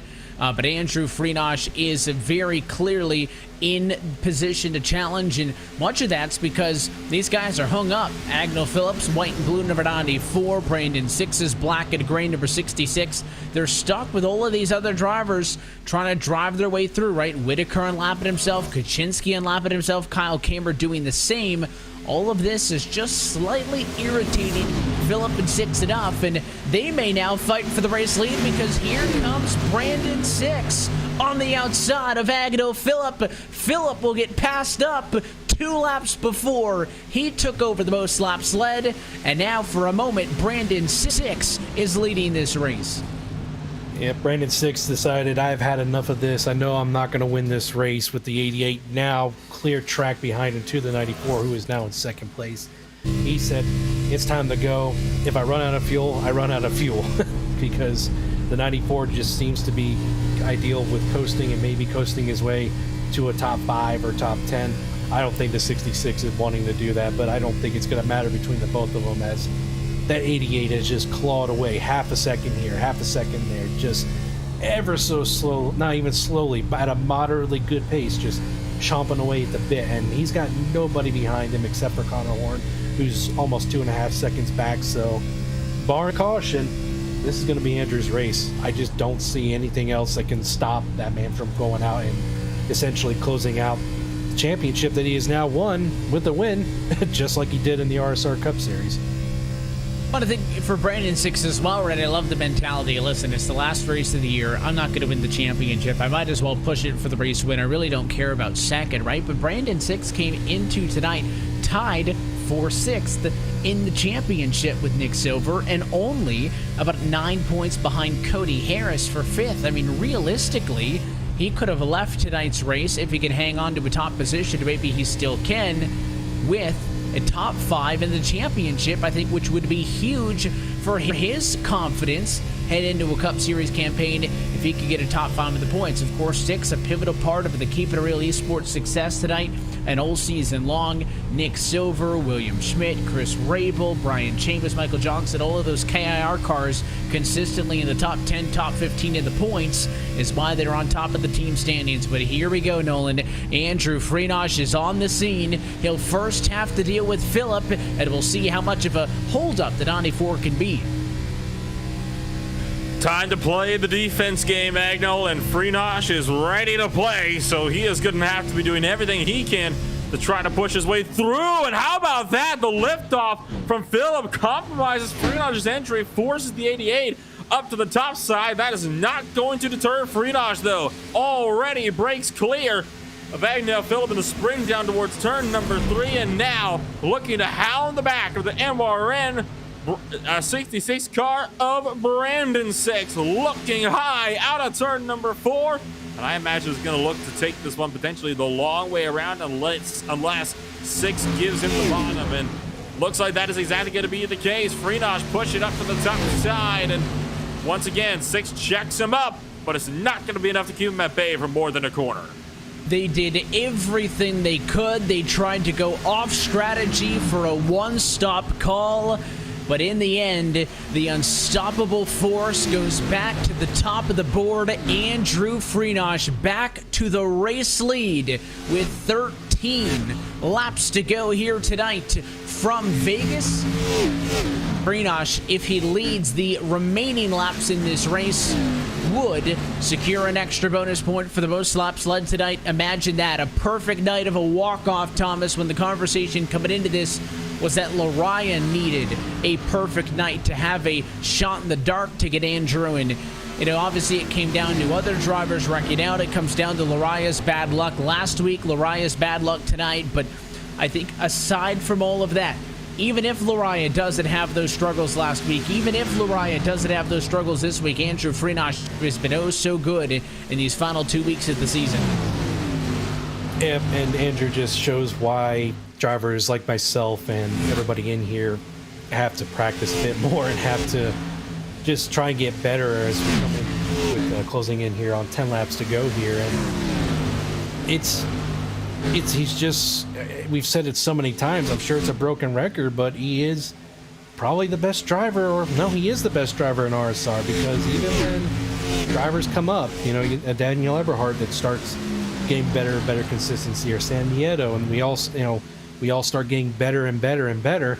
He's just able to rise up to the occasion, and when he needs to do it, he does it. And it can be infuriating. It's kind of like how Jimmy Johnson was, you know, in the 2010s, but we could appreciate the fact that he could do it. And it's the same here. It forces all of us to have to get better if we want to beat that. And granted, this isn't necessarily the end of an era with the Xfinity car, but last year was the final year for the Gen 6, and with the Gen 7 coming out, we know it's a reset for everybody. We're going to have to all figure out how those cars handle, but we know that guys like Andrew Freenach are going to be able to rise to the top and figure out the car fairly quickly. So it's going to, you know, that Gen 7 is going to be that great reset for all of us, but we're still all chasing that 88 car that's leading as we come close to the season here. The cars can change, the series can change, but one thing that stays the same is Andrew Freenach winning races at a Monday night in RealSimRacing, moments away from securing his third RSR Winter Series campaign. Some more lap traffic to work around. Braden Whitaker up the road will get dispatched of quite easily. There's still going to be plenty of fighting behind, right? Brandon 6 is second, Agnell Phillips third. Can they both still make it to the end of this race? Connor Horn, we know, can make it on fuel. Will Connor Horn catch them? So second, third, and fourth still very much up in the air right now, but all Freenach wants to do is see these 7 laps tick away. And at the moment, it looks like that is exactly what's going to happen. I mean, these 7 laps just ticking away. No yellow flag anywhere inside. And so far, looking throughout the field, there's nowhere where that's even a risk of happening. Now, that being said, some drivers might not be totally safe. Shane Ewing just given this time by. He was out there for 55 lap 7. Phillip out there for 54. So potentially Phillip biting off a bit more than he could chew. And if that is the case, this could be devastating to everybody on the one-stop strategy. Yeah, they're starting to drop now and try to make it to the end of this race if the one-stoppers could even hang on, as Agnew Phillip is back in front of Brandon 6. So second and third changes hands again. And now Connor Horn has arrived on the scene. All of this about 1.7 seconds behind your race leader, Andrew Friedrich. Horn now to the bumper of Brandon 6, looking to the outside. 6 tries to park it in the middle of the road, but Connor Horn finds some daylight up top. He'll get to the outside, side by side for third. Meanwhile, in front of them, Phillip slicing to the inside of lap traffic, and the 66-6 may be holding up Horn just enough to give Agnew Phillip a hope of hanging on to second. Horn still up top, but now will finally clip for third. Laps closing in here. We're not worried about what's happening with the 88 as he's pulling away. This 67 now sits in the podium spot. The question remains now, can he get to second place Agnew Phillip in the 94?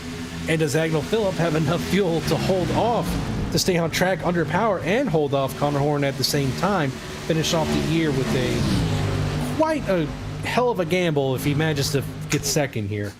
If he doesn't hold off Connor Horn, you know what? The 94 can still get a podium if he can hold off the 66 of Brandon 6, because once you get past these 3 here, the next car on back is about a little over 2 seconds to them. So they may be saving a little something there just in case, and a little bit of a squeeze from the 72 on the 94, but hey, coming to 2 to go, there's still a chance for a caution. And of course, for Agnew Phillip, I know it doesn't literally feel like a win, but I think if he's able to make this strategy work, you know, I thought he was going to be about 3 laps shy on fuel, having to save a lot. I think just making it to the end of this race on that gamble strategy that he opted to go with going to feel like a race win for him, and a great way for him to close out a Winter Series campaign in which he won one of the 3 races that he started in. 2 laps to go from Vegas. Connor Horn still looking to close in on Agnew Phillip in the fight for second, but up front, Nolan, it's Friedrich looking for the white flag. And just has to make it about 100 more feet, and there it is, white flag in the air, 1 to go, and Friedrich has got no pressure in behind, just one slow lap car in front of him that could stand between him and a race win. He's been so impressive. He's been able to successfully, year after year after year, come back and do it again. He had 2 Winter Series championships back-to-back in 2018 and 2020. Missed it last year by just 2 points, but he returns to the top of the mountain. Andrew Friedrich, with his 57th RSR win, is a 3-time champion of the RealSimRacing Sim Speed Shop Winter Series. What a drive for the 88 machine, and behind him, Horn gets second, 6 gets third, as Agnew Phillip ran out of fuel on the final lap. If you hate to see, and when that tachometer just start going down, you know that you've just used that last bit of fuel. But a credit to Agnew Phillip and Brandon 6 for making it that far and finishing 3rd and 4th. But the story of the night, once again, Andrew Friedrich wins another championship, a 4-time Cup Series champion in RSR, wins his 3rd Winter Series championship presented by Sim Speed Shops, and he's got plenty of fuel to do a little burnout if he wants to, but it looks like he's going to do the old Alan Kowicki, the Polish victory lap, and salute the virtual crowd as the machine comes up, maybe give him a little revving of the engine there. Connor Horn following him shortly behind, so here's a coordination on your champion, everybody. God dang it, man. Us drivers are going to have to figure out how to beat him. 3-time Winter Series champion, but do we call him 7-time now? Since he's got 4 in the Cup Series as well. I mean, Andrew continues to prove that he is the best who has ever done it. This winning moment brought to you by our friends at SimSpeed Shop, as Freenosh is again a champion in the Real Sim Racing SimSpeed Shop Winter Series. And even though he didn't need to, did it in the most dramatic fashion. Max points, race win, leads the most laps, and ends it with an exclamation point. What a dominant era that Andrew Freenosh has been able to continue now. He has won at least a RSR title in all of the last 4 seasons. And of course, if you take out the one time where Winter Series jumped a year, let's talk calendar years. Andrew Freenosh has won a championship at RSR for 5 straight years. Incredible stuff that the 88 Chevrolet team continues to do. We'll talk with him in just a few moments. First, let's take a look at our SimSpeed Shop full race results as Freenosh brings his car into the garage for the final time this season. His final margin of victory, 2.8 seconds ahead of Connor Horn in second and Brandon Six in third. Again, both of them late passes on Agno Phillip, who ran out of fuel on the last lap of this race. We'll try to talk with your top 3 in just a few minutes. Phillip gets fourth, therefore. He's ahead of Michael Johnson in 5th. Liam Sheen is P6 tonight. Sam Nieto comes home 7th. Joseph Tice is 8th. Jaron Winemaster 9th. And Cody Harris 10th. And that will put Ross Cato in 11th with Harry Grindle in 12th. Chris Rabel, the last car on the lead lap, down to 13th place with William Schmidt, 1 down in 14th. Brady Whitaker was 15th. Alan Ballacino in 16th with Michael Araya in 17th. Shane Ewing is 18th with Brian Chambliss 19th, and Chris Edwards 3 laps down, rounding out the top 20. Mike Kaczynski's also a couple of laps down in 21st. He, Nick Silver, Sean Kalis, Sabadansi Major, and Kyle Kamer all finished -3. At least they made it the distance, though. Same can't be said for Dave Batsu, who comes home 26th tonight ahead of Kelvin Macer 27th. Tom Moreno 28th, Nicholas Mara 29th, and Storm Patterson 30th. Sean Casto, Jeremy Miller, and Kevin King round out your field. So look top to bottom at our SimSpeed Shop full race results. SimSpeed Shop manufactures sim racing hardware that utilizes the best components available, as well as mixing in real-world components to their products to give you the most realistic racing experience possible. Customize your hardware and rig by visiting simspeedshop.com for more information. Proud title sponsor of the 2022 Real Sim Racing SimSpeed Shop Winter Series. Let's head down to virtual Las Vegas Motor Speedway Victory Lane, where we are stood by with your race winner from tonight's SimSpeed Shop 125 and your champion of the 2022 Real Sim Racing SimSpeed Shop Winter Series. Andrew Freenosh has done it again. Andrew, congratulations. Hey, thanks so much, Evan. I didn't expect any of this. I didn't expect to make all the races. I got to say thank you to Mother Nature for not dumping snow on us on Monday nights here. So, man, I can't believe it. We just keep doing great things. I don't feel like we deserve it. We were just consistent this year, and a lot of people got unlucky. So, here we are again. I just, I don't know what we're doing right, but whatever we're doing, we got to keep going with it. I mean, we look back on your RSR championships, right? 3rd in the Winter Series, 7th overall, so we'll just start calling you Jimmy from now on. They've come in very different ways, right? You win your very first Winter Series championship by 2 points at a year into which you didn't win any races, and the guy in second won 5 of the 9.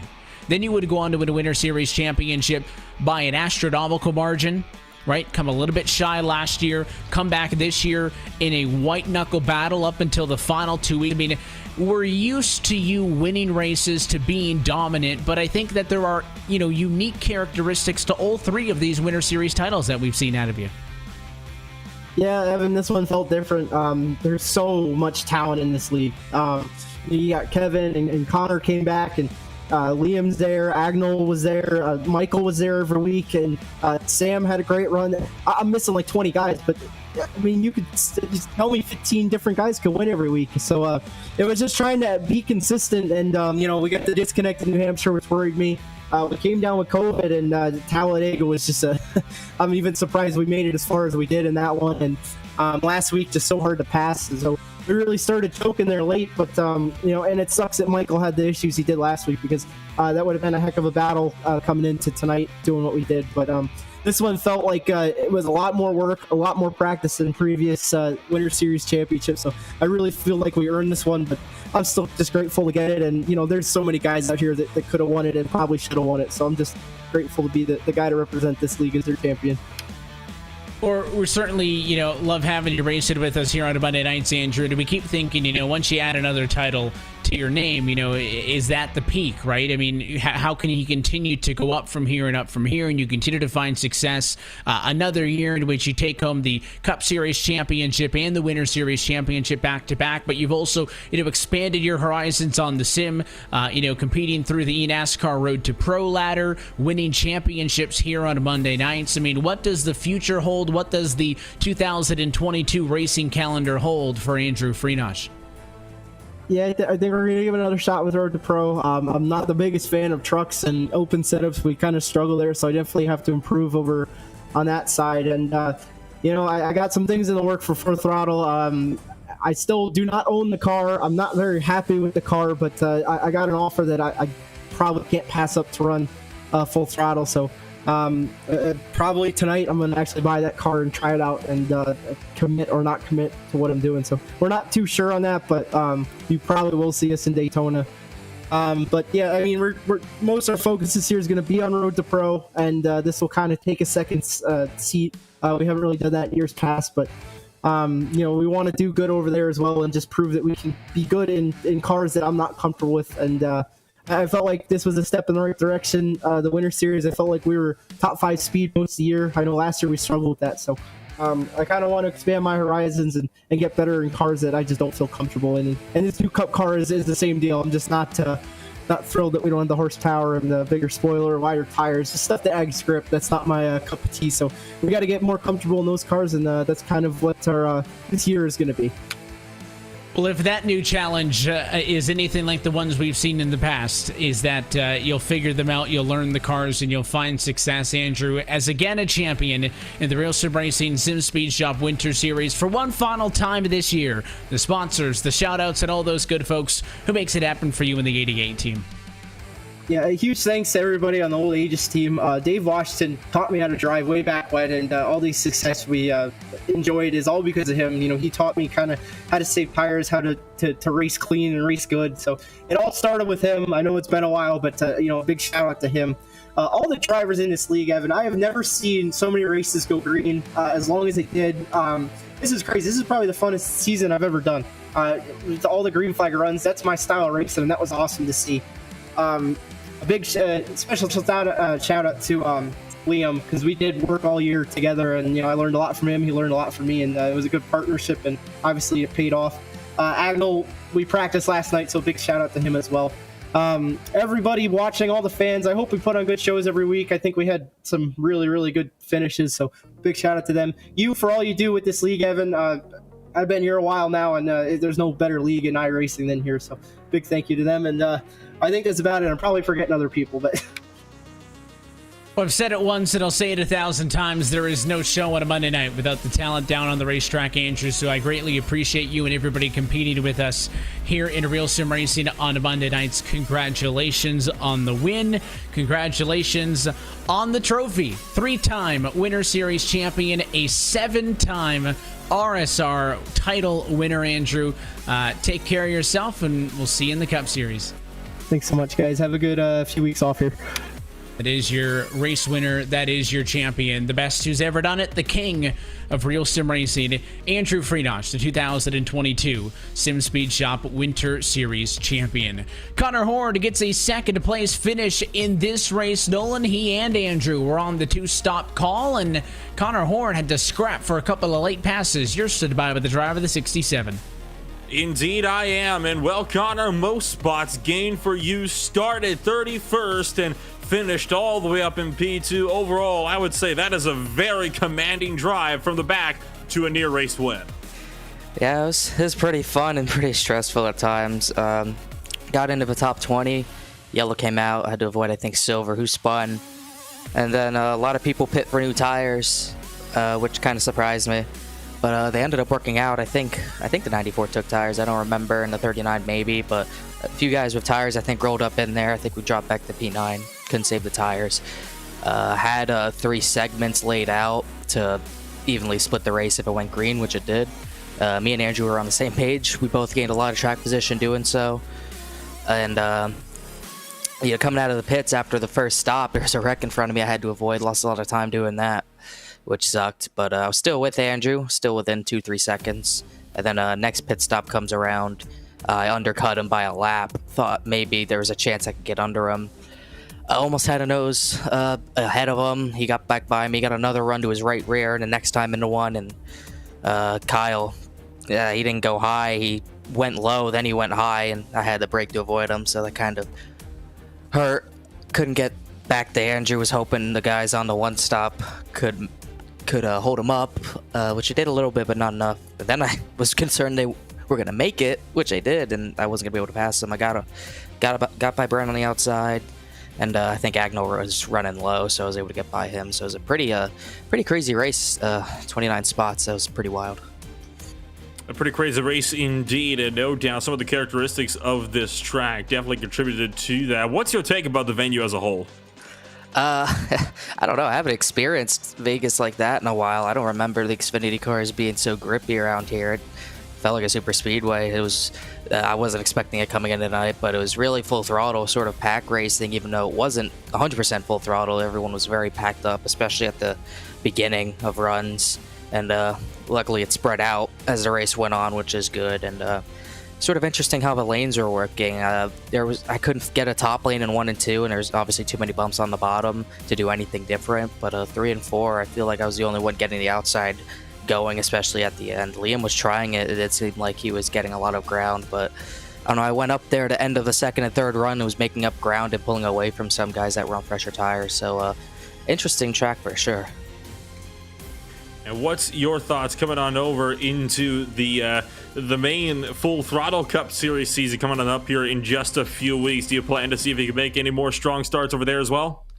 Hoping to give Andrew a run for his money. I said it last week. 2019 season came up just short of beating him. Actually, came up 1 yellow short of beating him for that championship. So we've dueled in the past. We dueled tonight, and obviously we dueled last week as well. And hopefully we have a lot of duels coming up.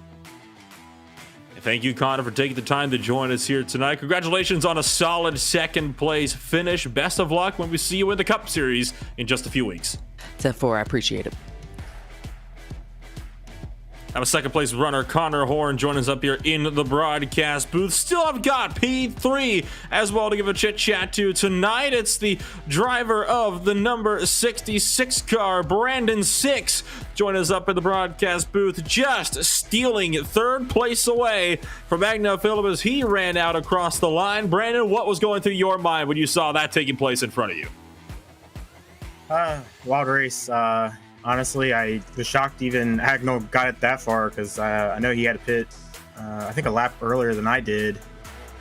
And I was just, honestly, that whole run focusing on trying to run basically like 32 flats, 32 ones to try and make it to the end, hoping that pace would be quick enough to stay in front of Andrew and hopefully Connor. But unfortunately, their pace was just a little too fast for the strategy that I know Agnell and myself was running. But pretty wild race. Pretty wild race indeed, and the pit strategies definitely, I'd say, helped contribute somewhat to that race being as crazy as it was. What was the decision to go with the one stopper there? Was that a bit of a spontaneous idea when that yellow flag came out? I kind of wish I would have known it sooner. Yeah, with that yellow coming out and we pitted on lap 8 there, it actually put us just barely in the window. Now, I mean, you had to clutch it pretty much the whole run, but I think halfway through that first run, I realized, okay, we're going green here, and it's on the borderline of making it on one stop based off that first pit stop. So I figured I'd gamble it because I don't think I would have had the long run speed to compete with Andrew. So I figured I'd try something different and see if it paid off. And I mean, I made it. It's just, unfortunately, the pace wasn't fast enough. And what do you think your main Cup Series is going to be looking like in a few weeks when we go racing for the first time in these Gen 7 cars, the new Gen 7 cars, that is? Do you think you might be able to take advantage of those and maybe give Andrew a run for his money up there? I hope so. I actually love those cars. I actually love them way more than, honestly, these Xfinity cars. I'm actually can't wait for the new update for the 4-inch spoiler and the engine package to see what it's more like. But I know on the short track side, the little bit I've run with that car, it's a lot of fun. And you actually have to like try and save tires. Well, fingers crossed that you're going to find yourself with a solid run. You seem to like them, as you stated, and that should mean you could put together some very solid performances in the 2022 season. Well, thank you for joining us, Brandon, and best of luck in the main season coming forward. Hey, guys. You have a good one. And that was Brandon Six joining us up in the broadcast booth. And that'll wrap it out for all the podium drivers here. I'll pass it back to you, Evan. We have a special guest as well. We talk about Andrew Friedrich, the champion, but we are now stood by with the driver of the number 12 machine because Ross Cato comes home second in the overall standings for this 2022 RealSimRacing Sim Speed Shop Winter Series. Ross, I just got to say congratulations on a great run for you all season long. Super consistent, and you're rewarded with the P2 in the title.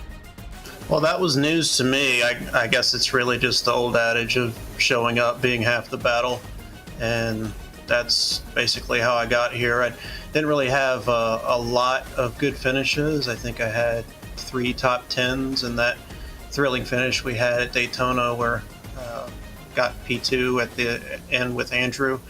And yeah, it was really just a consistent showing up, and happy to be in this position, and ready to get started with the Cup Series.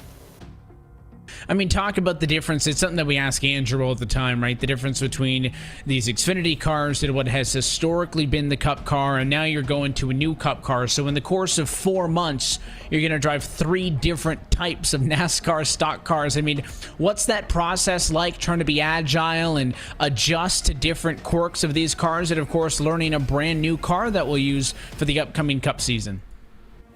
Well, you hear it a lot, but it's really just seat time and trying to get that muscle memory. You can do 100 laps just to get one more edge that you'll need, and add to that the special events that I like to do. There's just a lot of variations in cars that I have to learn, but I am excited to get to learn this new car, especially when they start implementing some updates to the horsepower and the aero.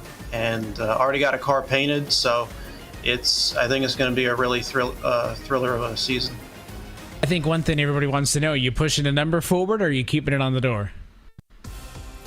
I'm pushing it forward, and it allows for a lot more room to put some other things. So there are a lot of conversations on Twitter about number placement ad nauseum, but I tend to like this new thing, and I like where the number placement is, and I think it is going to allow for a little bit more creativity with some paint schemes. So we'll see how the RSR banner and the contingency sponsors can help the paint schemes flow, and I think it'll look really cool.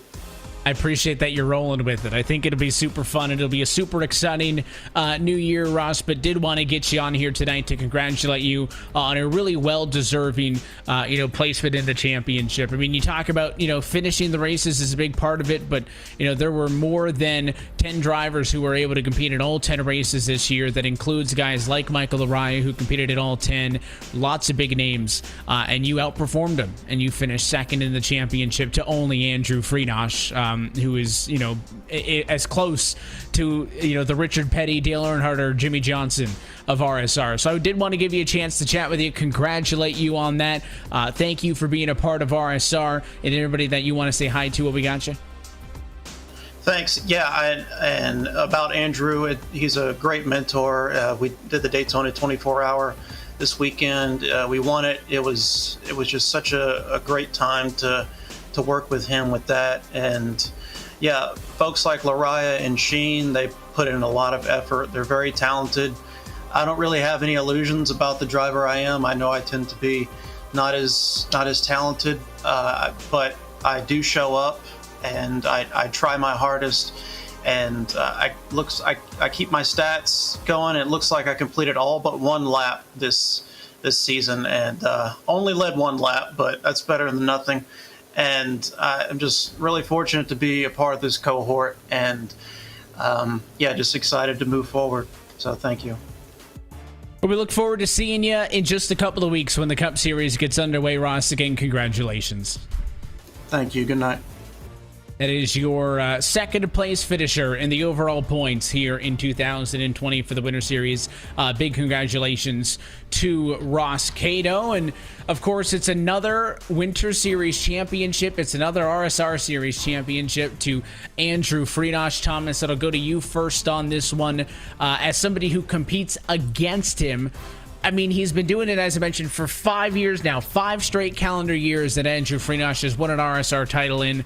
I mean, how do you stay motivated to keep going after this guy? Because he's clearly still motivated, continuing to improve year after year. I mean, he's as humble as they can get. He even, you heard it tonight saying that he felt like he didn't deserve to win a championship, and all he did was pretty much dominate the race. So the motivation is to want to win races and championships. That's what it comes down to. And some guys are just happy that they get to race. Myself personally, I want to win. Last year was, for me, a very bad year. It was not. If I didn't have bad luck, I wouldn't have had any at all. But I want to get back to my. I don't want to say heyday, because it makes me sound like an old veteran of this series, which I guess I technically am. But I want to compete against Andrew and those guys, and I want to get back to that championship 4 that I've been a part of, and get better and kind of get reinvigorated. And doing this broadcast with you guys has helped immensely with that. And to me, it's just about the competition, about having the fun of racing against guys and getting better each and every week, and trying to figure out, especially with the Great Reset, this Gen 7, see what it brings. And I have my list of goals that I want to do this year. I want to win Darlington, I want to win Martinsville, and I want to win my home race at Richmond, but I still want to win that championship above all else. And that's what it's about. You want to have fun, but you want to win, and I don't think there's any place better to get that experience than here with RSR. I'll tell you what, it's been super fun having you in the booth with us for these Winter Series events and giving us your insight. So I wanted to thank you for that. But good luck in the Cup Series. Looking forward to what you can do. Yep, I'll be I'll be in a new manufacturer, and hopefully if everything goes well with a new number, and bring in Sirius XM back, because I love listening to them. And hopefully, if all goes well, I'll be driving the number 6 Ford Mustang. So it's going to be a new era. No more Chevy. We're switching over to Ford. Time for a change, and hopefully bringing them on board will give me all I need to go against guys like Andrew and Connor and Brandon Ross, all those guys and I mean, there's so many I can name, but I hope that we have a great year, and hopefully it'll be another great year for you guys to broadcast up for the Cup Series. We're looking forward to it. We're looking forward to covering you on the racetrack. That is Thomas George, who has been our race analysis and driver analyst for so many of these Winter Series events, and will look back towards being a driver when the Cup Series resumes. Nolan, I'll jump back to you on this one. There's a look at your final championship standings. Freenosh ends up winning it by 58 points, but not the story of the year. This was razor thin up until the final 2 weeks, but look at 2, 3, and 4. Cato by 1 point over Lariah by 1 point over Liam Sheen. Wow. You got Cody Harris with the top 5, Brandon 6 in 6th. Of course, as if he could finish anywhere else. Nieto, Schmidt, Silver, Rabel in the top 10. I think a super competitive year of Winter Series racing. I think to look at the standings from second, third, fourth, and fifth being separated by only 10 points, it really kind of speaks for itself, doesn't it? Showing you just how competitive it was. And like you mentioned, it was right down to the edge. Like, we're talking, like, Freenosh messed up once, and he would have been out of the points lead all the way up until that second to last round. Really goes to show just how competitive this series can be And it's the same situation when you get around to that Full Throttle Cup Series, right? Because that is where it is all going to come to a head, I'd imagine, in this 2022 season. Well, let's look forward now, as you know, Andrew Friedrich now sets to do something that the Johnsons and Pettys of the world couldn't, and that was to be an 8-time champ, right? He's got 4 in the Cup Series. He has 3 here in the Winter Series now, 7 total. And you heard it there. It was a question from this Winter Series. Would Andrew Friedrich compete? It appears he has a deal together and is leaning towards competing in the Cup Series this upcoming year. Nolan, let's take a peek at that Cup Series schedule, which will be here on RaceSpotTV in just 2 weeks. It all gets started with the Clash to kick off the month of February on the 7th. The Daytona Duels, the Daytona 250 will open this campaign, and then we roll in through a 30-week calendar that will run all the way through the playoffs that kick off in September, a championship that ends in Phoenix, and another year of Cup Series racing. You got an action-packed schedule. Fontana is returning to the schedule after being out of it for the entirety of the 2021 season, and that is a track that on iRacing is loved by both spectators and drivers alike. So glad to see that back on the schedule. We're also returning to Gateway, a track that can provide a lot of very entertaining raceway. The Nashville Super Speedway, what a track that's going to be when we go there in June. Bristol Dirt, that's going to be the Chaos race combined with Martinsville. But even Martinsville in 2021 was a relatively organized race all the way through. I feel like it could be a very crucial stepping off point for a lot of these drivers. We're going to see it all kick off to a head in February in 2 weeks. It's going to be an exciting year of racing here with RealSimRacing on RaceSpotTV. It has been a great start to the year with a very exciting 2022 Winter Series. Even though this championship has drawn to a close, we're just getting started. There is plenty more action to come, but until then, that's it for us here tonight from Las Vegas. Wanted to give a huge thanks to our partners at SimSpeed Shop for making this season possible, for everybody involved in RealSimRacing, for the broadcast side, the admin side, the drivers for being involved, because without all of those people coming together, this would not be possible. Of course, Hugo Louise, the entire team at RaceSpotTV, everybody who has been on these broadcasts over the course of the year, and our broadcast team tonight. For Thomas George jumping in, Nolan, for everything that you have done to being with us on Monday nights, and for myself, Evan Pasoko. I want to thank you for tuning in and congratulate Andrew Friedrich, the 2022 RealSimRacing SimSpeed Shop Winter Series champion. We are back in 2 weeks' time. We're going Cup racing in 2022, but at least for now, Andrew Friedrich is on top of the mountain again, a 3-time Winter Series champion.